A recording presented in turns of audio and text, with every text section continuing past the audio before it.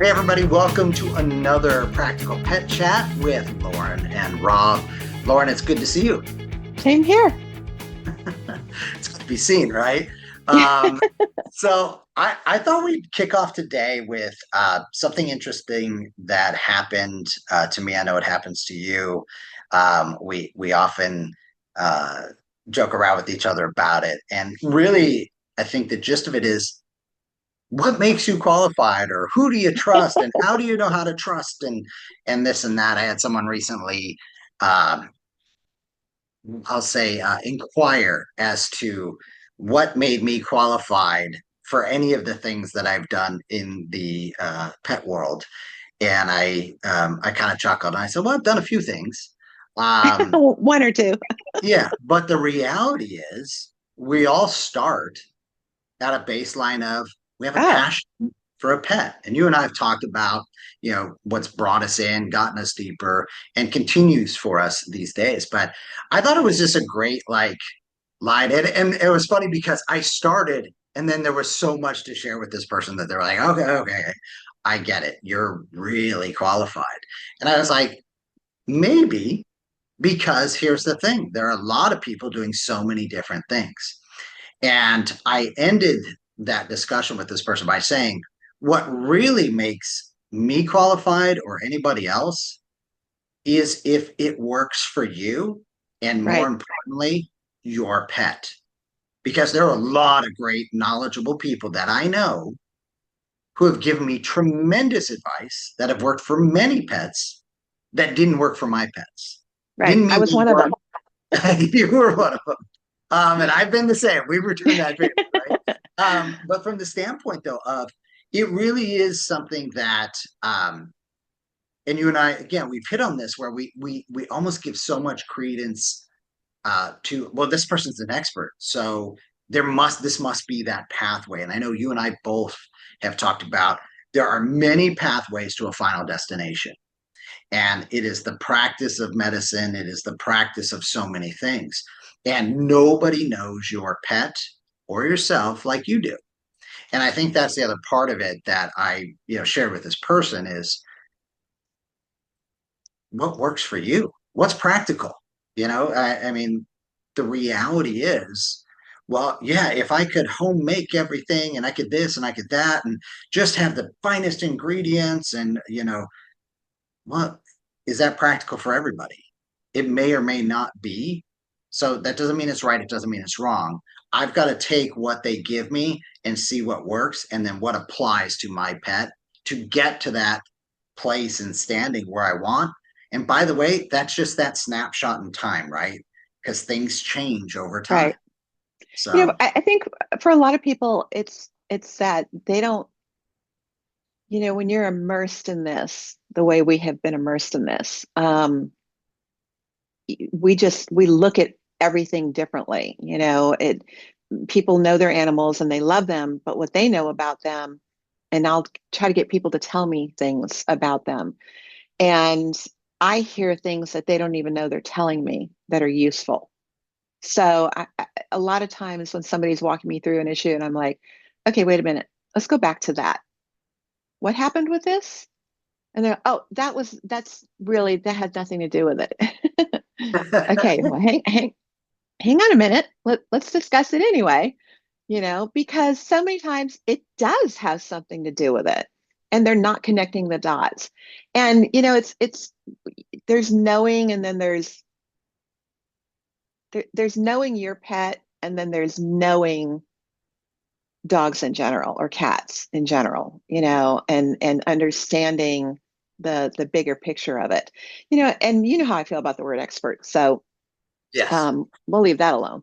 But what really makes a difference is how well do you trust the person? How do you build trust? What do they do to build trust for you?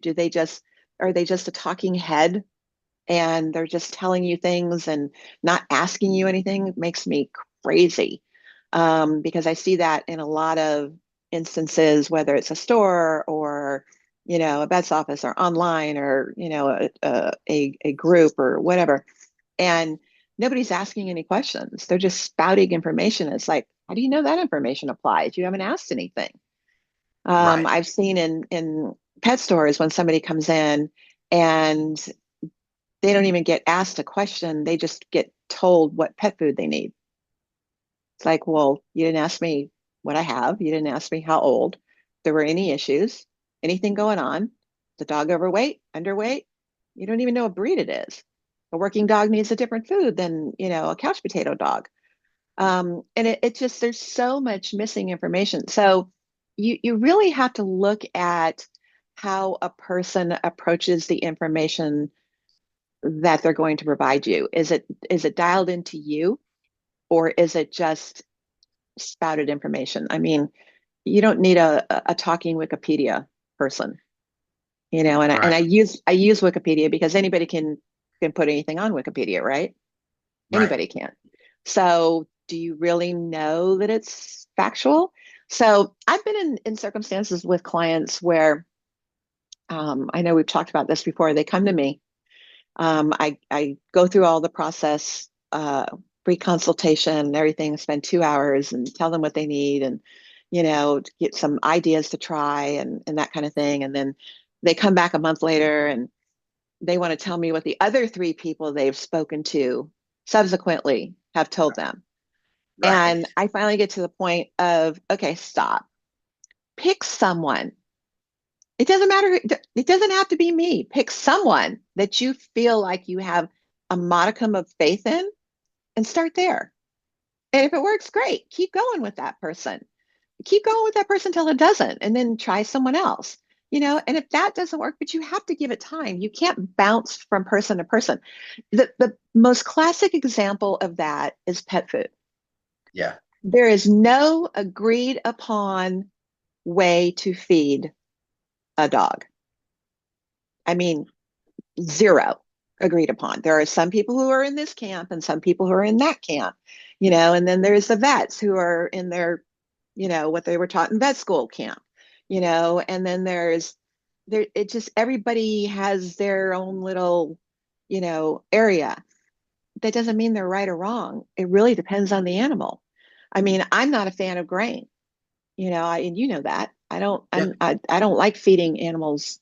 Dog, let me take that back. I don't like feeding dogs and cats grain. I have reasons why I don't. However, I would be lying if I didn't admit to the fact that I've told clients on occasion, let's try this, for a short Right. time. This may get this right, and we may be able to move on from there. One of the biggest myths out there that you know shows you how powerful that one of the those encampments are. A dog has diarrhea or is vomiting, and what do people do? They feed chicken rice. Yeah. And I'm like, okay, is your dog okay with chicken? Yeah, I feed it all the time. Great, let's feed something else like turkey, and let's not feed rice. And they're like, well, rice is what you're supposed to do. That's what the vet tells me. I understand. It can also cause inflammation. Okay, it also can give a false sense of it's an issue being fixed, when it's not really. Can we just do maybe canned pumpkin and some turkey? Change up the protein, do a little bit of this. And when people come, the interesting part is how many times in 20 years people have come back, even people I've had for a long time as clients, they come back in and they go, that worked. Like, I can't believe it worked. Perfect expression, by the way. That is it worked. It As if, worked. yeah, Like, by I magic. threw the dice and, it came Yeah. up sevens and gosh, it worked. It's Yeah. like, yeah, I'm not surprised that worked. Yeah. And so it's really interesting that until you and I were talking before this recording, and we were talking about how people get stuck, just because somebody has been doing something for 20 years or 30 years or whatever, and it doesn't matter what it is in life. They get stuck oftentimes. This is the way they've always said it, the way they've always done it. This is Right. how it's always been. I know my husband, the thing that he fought the most in the company that he worked for was well, we've always done it this way. And he's like, but it's not the right way, or we don't have to continue to do it that way. Why don't we do it this way? We'll try something different because this isn't working, you know? Right. And he got fought at every turn. And he'd come home super frustrated. And I'd be like, oh, honey, I hear that every day. You know, that goes on with what I do every day. But it's very true that people have to that's why it's so important to dial it into the animal. If you're not focused on the fix, but are focused on the animal, the fix will present, Right. Right. you know? Well, the other thing too, it's interesting. Worst response you've heard to that, I'll share mine while you gather yours, Okay. but it's our bestseller. Everybody I know Oh, buys this. It's worked for everybody. Okay. And my wife's big on me, always, never, etc. The words that right away you're probably getting bad advice or clinging to a yes. bad argument. But from the standpoint of great, and I'm happy for them, but I'm here for my pets. And that's that secondary as you're talking about building up the trust. If that's what the person giving you their feedback has as their justification for something, you Run, need to move to somebody else. run. Yeah, Yeah. because that's just not going to be. And I think that's probably something that also concerns me the most because, after the pandemic, we lost such a tremendous knowledge base Yeah. at the stores with the different manufacturers, etc. The years of experience, the years of trying different ways, different things, seeing that, oh, this seems to work more often for these type of situations or these types of breeds, etc. I just find today is really missing, and it's sad. But I get it. We all had to move on to other areas and things, but that's a tough one. So when you Well, walk in, yeah, marketing works because it's clever. You know, right, it works because it's designed to, I mean, there's a whole reason why they use focus groups and those kinds of things is because they're designed to figure out, where the button is. right, What's the trigger, And I'll give an example. Breed specific food makes me insane. And I bought into it originally. Back in the day, many, many years ago, I was like, well, that makes sense. They right. formulated It, this it does. food Yeah, specifically for this breed. So this is what I'm going to feed because I got that breed. Until you get into nutrition and you start looking at ingredient panels going, how come these have the same thing in them? right, right. And these dogs are complete opposites. So I would have clients come in and they go, what do you feed a lab? Yeah, Uh, oh, I don't have an answer for that. I mean, I have questions. How old is your lab? right. And what have you been feeding? And do you have any issues going on? And on and on. What's the weight of your Yeah, lab? exactly. A whole list of Yeah, are it's an they individual active? thing. Are they a couch potato? Do they have any allergies? What's the family history if you know it? If you don't, okay, what have you observed? What Um, age were they neutered at? oh yeah, that's a good one too. So I mean, and I think that's the thing is, and wow, we are really moving around to different topics here, but just going back again We to are.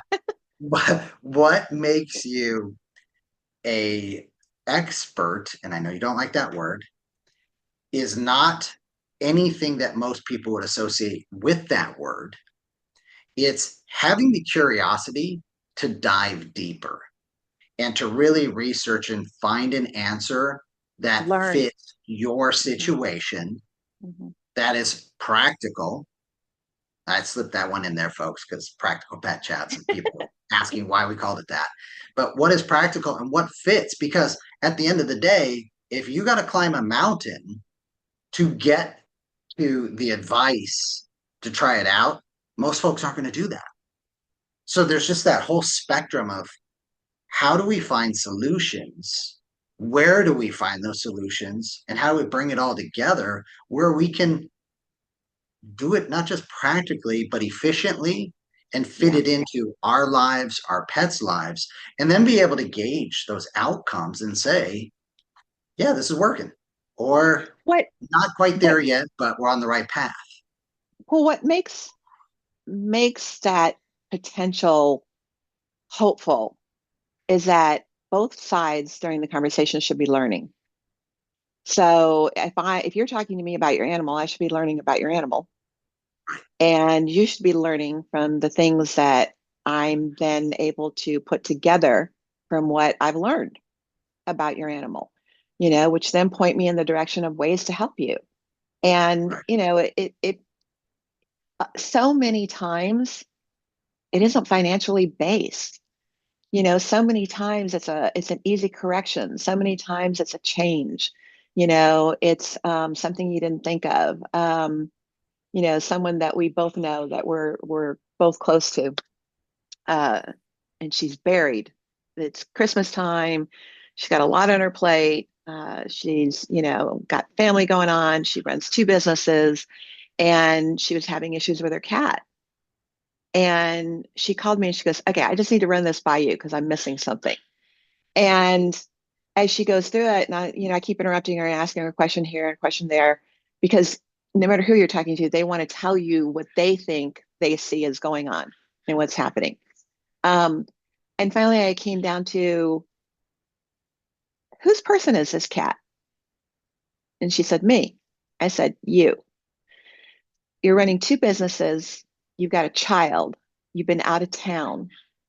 Your husband's out of town, who is normally the other person the cat trusts.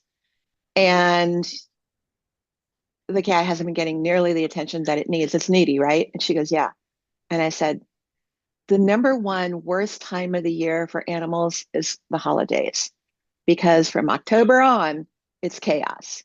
And so everything that is normal for them is no longer normal. It's just, there's things in the house that aren't normally there. People are gone, strangers are in the house, too much going on, too much excitement, too much energy, too much too much stress, too much, too much, too much, too much, too much.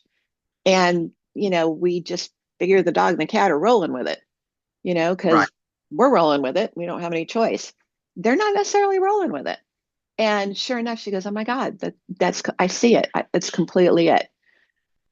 Nothing to do except, I told her, I said, "Take an extra 15 minutes, at night when it's just you and the cat, cuddle with the cat, curl up with the cat, just make it you and the cat." And she started to bring the cat to work with her because she can, it's her business. And the cat was like, "All right, I'm with mom. This is cool." And everything's changing. So oftentimes it doesn't require a trip to a vet. It doesn't require medication. It doesn't require, anything other than somebody looking at it who isn't standing in the middle of the forest, that can see it clearly and go from there. So I recently was out of town as well, and I don't take an Uber, but I have a car service that I take to and from the airport. Same driver, it's the owner of the company, same driver every time, and he knows what I do. So we've gradually started conversation. He has a lab puppy. I think it's a little over a year. It's not very old, and so still a puppy. And I get all situated in the car, and we're on our way to the Houston airport. And he goes, "So I got a question. This was the best trip to the airport ever because it flew by. It was talking nothing but dog stuff the whole time. And it was great because he took the information really well, because it was a learning process for him. And he's knowledgeable. But he believes in handling the dog one way, and the wife believes in babying the dog. Sure. So he doesn't want to hand feed the dog from the table. He doesn't want to leave food down all the time. Those sorts of things he believes in. And I went through the whole thing with him and told him, "You're right. There's nowhere that a dog would get food all the time or any animal would get food all the time. There's no buffet waiting for them anywhere, except in a human's house. And we talked about the reasons why you don't want to do that. We went into this whole thing. And he said, would you come tell my wife? And I had to laugh because it reminded me of so many times in the store when people would go, can I bring my husband in or can I bring my wife in? And you explain to her, she won't believe me. And hearing it from you, she will. I'm like, well, sure, you can bring them. I'll give it a shot. But, if somebody doesn't want to or doesn't choose to see that, then, what are we going to do? 90% of the time it went well, but there Sure. was 10% of the time that it was, people were mad that they felt dragged there, and didn't Right. really want to hear what I had to say. But so we finished that conversation, gets quiet. About a minute later, he goes, so are you one of those people who thinks that nothing is ever a dog's fault? I said, 100%. And he said, see, how can that be? And I said, well, is the dog in charge in your house? Right. And he said, no. I said, who's in charge of the dog?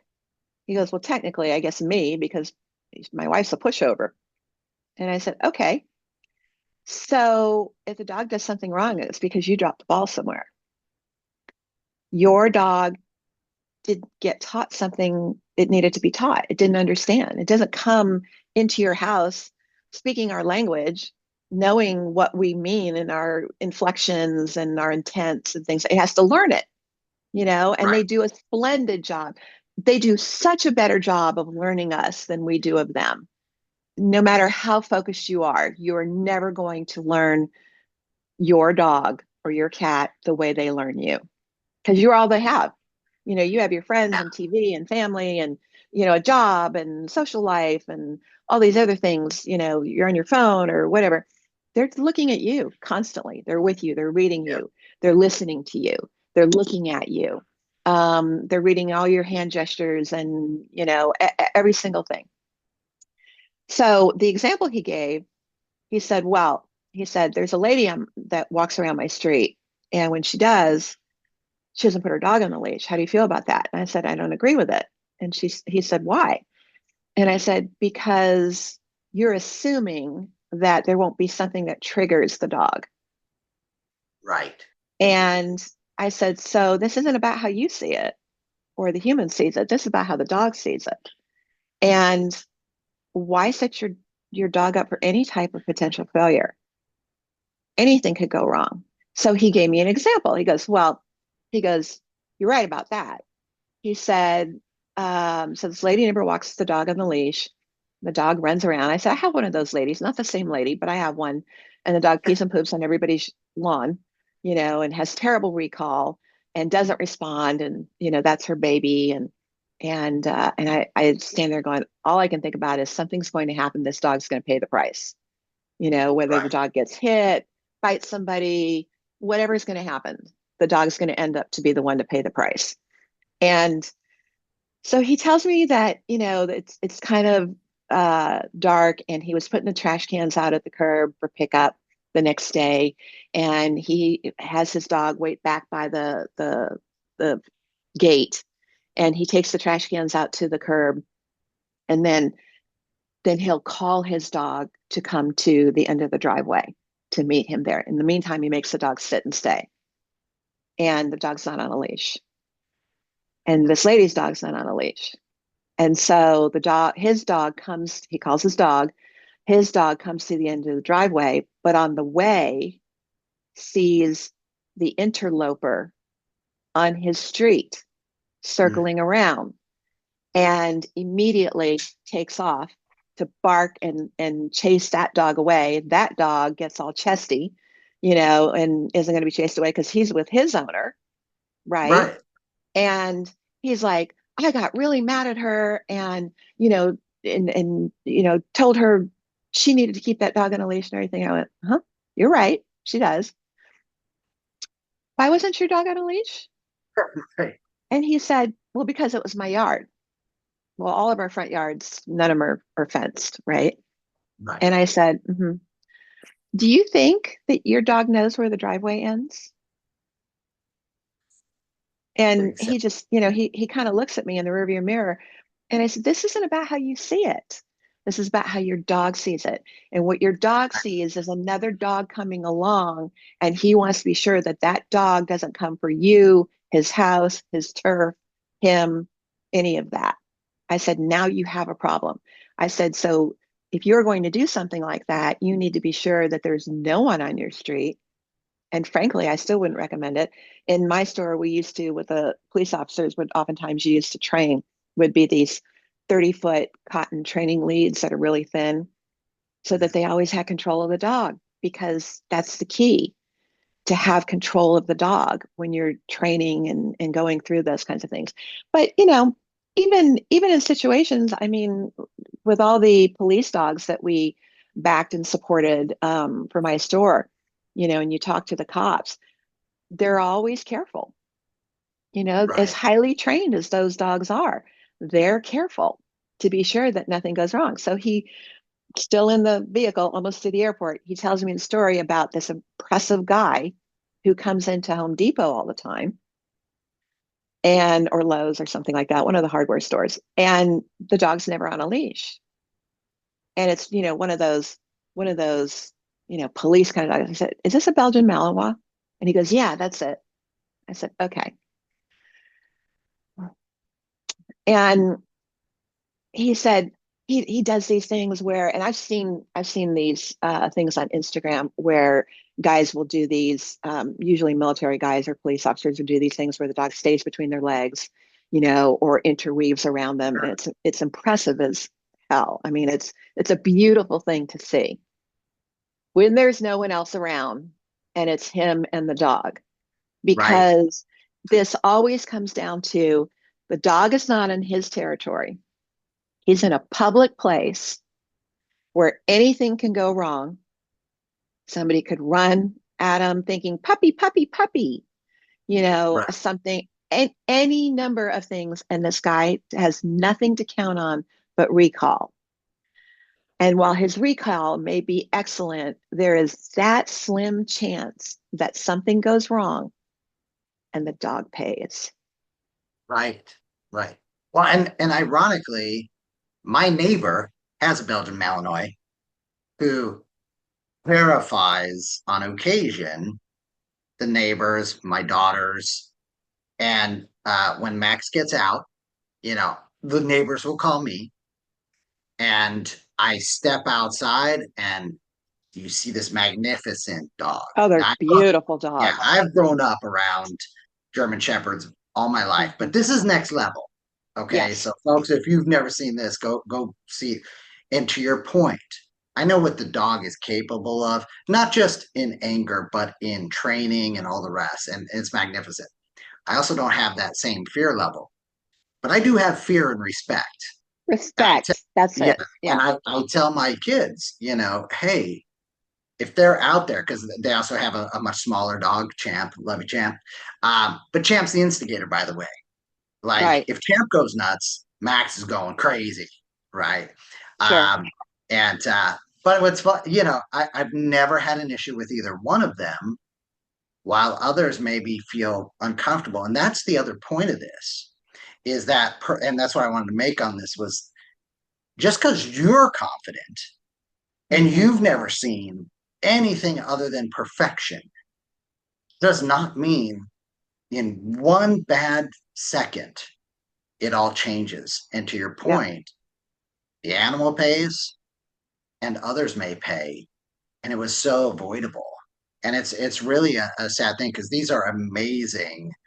Uh, and it's not just this breed. I see that with all different, breeds, where they'll be like, oh, that's the Oh my dangerous gosh, breed. I'm not bashing the breed. The breed is a No, phenomenal no, breed. but for those Yeah, out no, there, they're I'm sure right. there's probably more folks who are thinking of a certain breed that has bans in many Yeah, cities throughout the country, et cetera. yeah. And I've worked with a couple of those big organizations, and I'll be like, those are the sweetest little love bugs and hippos that you've ever been around, and all the rest of that. But I still respect, I still know any animal is capable of that. Right. little tiny ones to big gigantic ones. Well, and Okay. that's just it. I mean, people will go, well, that breed is safe. And I'm like, what breed is that? A golden. I'm like, really? Because I've seen a golden go after a dog. I've seen a lab go out. I've seen a chihuahua. I've seen you name the breed. This isn't about how you see it. It's about how whatever is happening in the moment, this is about how they see it. If they feel threatened, if they feel challenged, if they feel, if anything, Healthy yeah, if they're safe. I'm a scuba diver, and I will tell you, I've had more incidents of dolphin aggression than I have of shark aggression. But dolphins are so cute, Rob, yeah, until they're not. And that's the right. reality there. Same thing with humans. I mean, at the end of the day, I was just going to say that. Look at it's humans. it's all of us, right? I mean, and trust me, folks, Lorin seems like a great person, but there are No, times my fingers have been slapped many times. Takes me you've back been to my bitten. that and the ruler. I'm just not sure. My Catholic school days. Yeah, But no, it is really it's such a great point too, because that's the sad part is the consequences can't be undone either. no, And they're fatal. unlike unlike where if a human does something wrong, there is a process that you may get a fair shot at. I'm not going to say you always get a fair shot. Lord knows. But that being said, in the animal world, especially, Mhm. we have just not done a good job of giving any kind of proper recourse, discussion, reviews. It is a very, check this box, answer that. Sorry, here's the result. And that's just avoid that, folks. Avoid that. Well, It the is, worst part in the public place scenario, this was yeah, about ego. This was about ego on behalf of the human. This had nothing to do yeah. whatsoever with the dog. This is the guy showing off, and all about his ego. And the driver looked at me and he goes, "Oh my God, I see that now." And I said, "Yeah, this has nothing to do with dog because if he loved that dog, he wouldn't have done that. He wouldn't have put that dog in that position to do that. I mean, he doesn't need to go to a Home Depot or a Lowe's and show off, what Right. his dog can do." And there's enough places and venues for that type of a scenario. You know what I mean? Sure. Where you sign up Yeah. for that and it's, expected and there's safety margins in place and all this. Because again, it comes down to the animal and how the animal views And it. and there are plenty of I think reasons I can give too. When I take Bella, we have to walk up a hill where we live to just get to where the trash cans go and all that. And I take Bella with me. We walk past Max and Champ. We walk past Stella. We walk past whatever else is out there. We've got the squirrel circus in the trees. We've got eagles. We've got, you name it, right? But one of the things that I will do is if nobody's out, I will, work with Bella. I'll take her off the leash and I'll say, go home. Now, at first, I would take her and she would carry the leash behind her. It would drag behind her and she'd go, because I want to see if she gets out, if something happens and I don't know, what's her reaction going to be, you know? And I want my kids, I want myself, I want my wife. And so we worked with all that.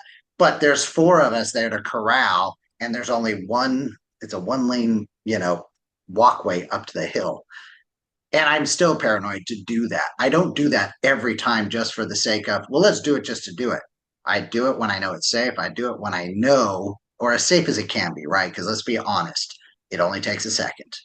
It only takes one squirrel, one whatever to grab their attention. We've got owls in our trees, one little hooty hoo, and Belle's going, "What's that?"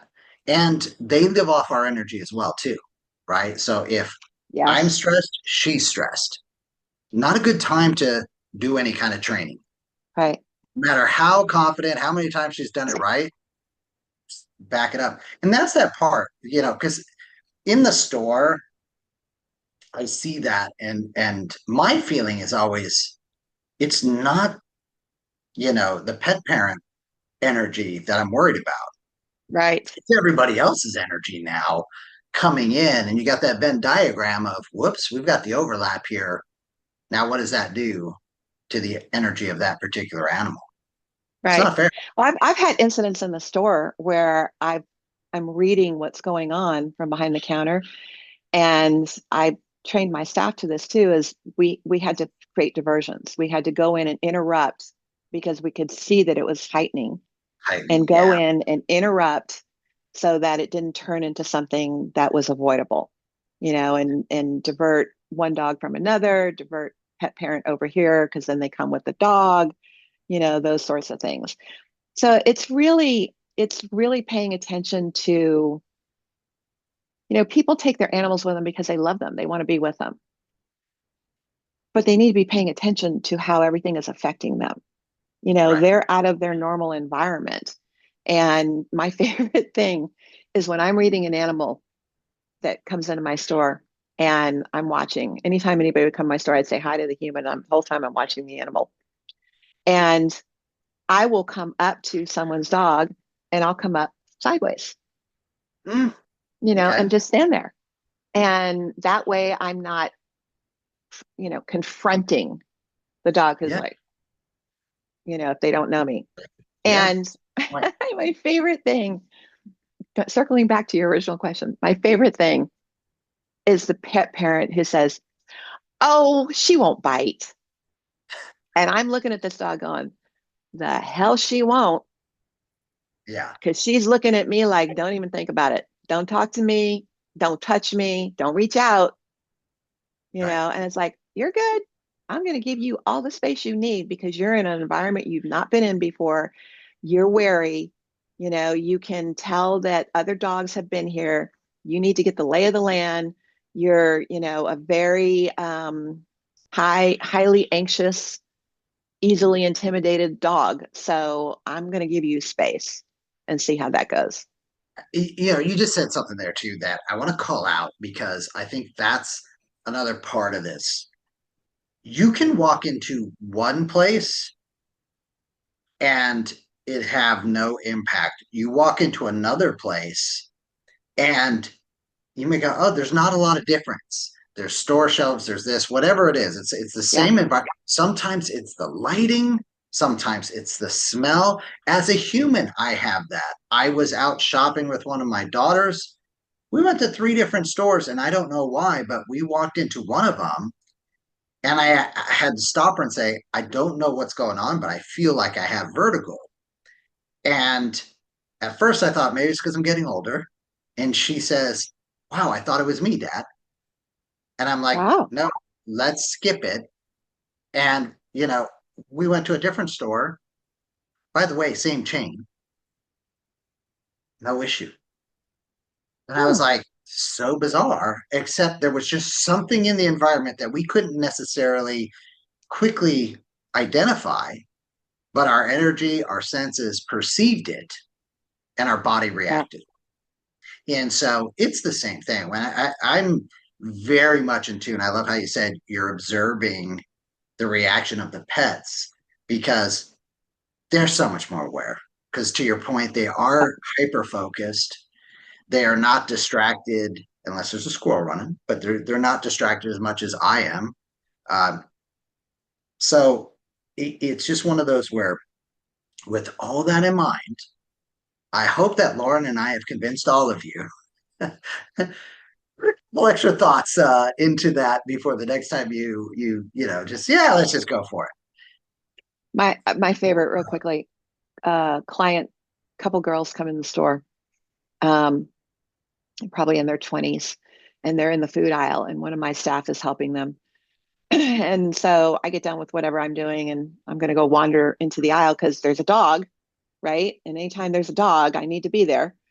Just check out the dog. Yeah. Um, and I walk in the aisle, and I'm like, and I got super quiet and just stood there and listened and watched. And finally, I looked at both the girls after about 10 minutes. My employee is telling them about food and all this other stuff. And I said, so what kind of breed is your dog?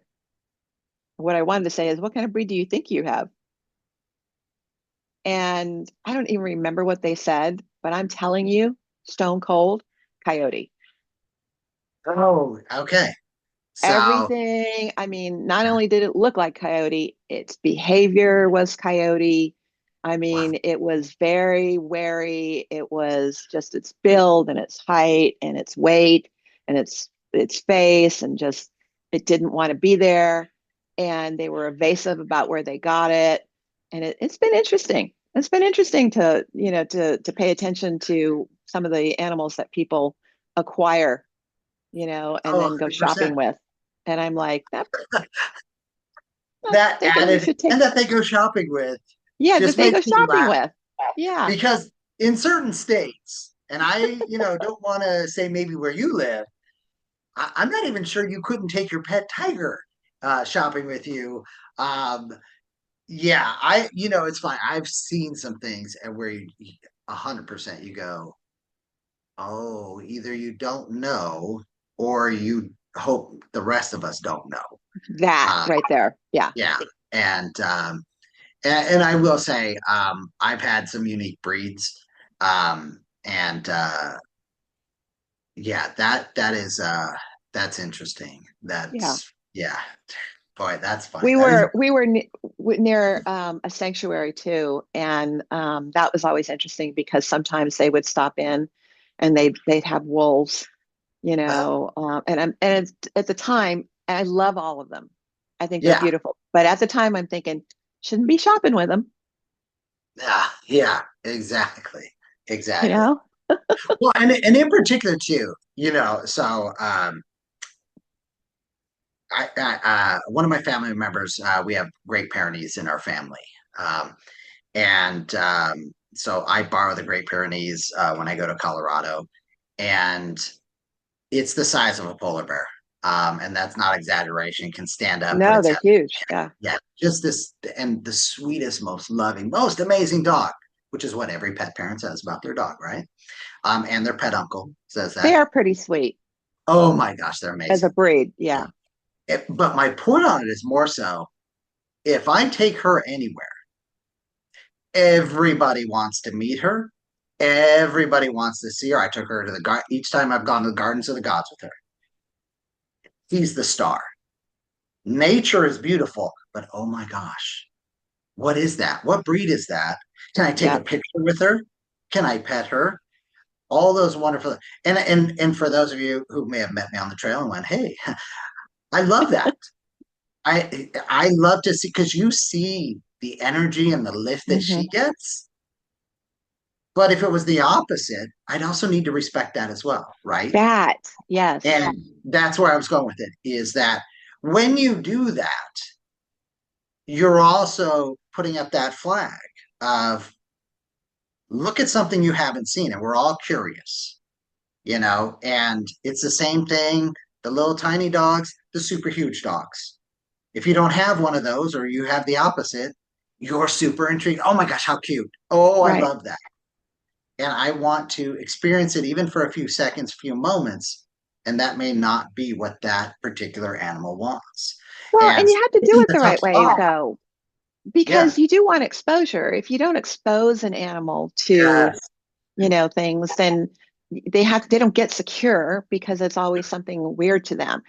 But after so often, if you know that this kid just, I'm a homebody mom. Right. I don't enjoy it. I don't want people around me. I don't, when they turn away and they won't look at anybody, and they're just very withdrawn and you tried it several times, then you have to respect that animal's wishes, Right. and that's not the kid you take shopping. Right. No, let the kids take shopping. Like Yeah. like the coyote. Yeah. Yeah. Clearly didn't want to be there. Probably, probably not at that time, at least. Let's put it like No, he that. didn't want to be there. Mm-mm. Everybody has a bad day. Well, so we have covered a lot. I want to also make sure, though, that we cover how if any of our folks out there have any questions for you or I, because there are a lot of people who do send us great questions. But I want anybody who watches this. You and I have been doing this a long time, and I want to let those know who are watching this who have seen other things that we've done. one of the things that still brings me joy is things that I helped with or filmed 10, 15 years ago that I still get that daily, if not, multi times daily email of, hey, thanks for that video. I really needed it at that time at this. So if there's a way that you all have any questions, you want to just share something with Lauren or I, you can do that.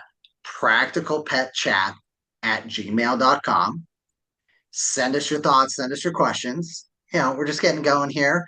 Hopefully you're enjoying it. If you're not, I get it. Lauren is awesome and should do 99% of the talking. Rob should do about 1%. But we'd still love to hear from you. So send us an email, drop us a like, do all the different things that we do in this social media world these days. But know that we're doing this because so many of you have said over times, gosh, I'd just love to be that fly on the wall when you're having a conversation.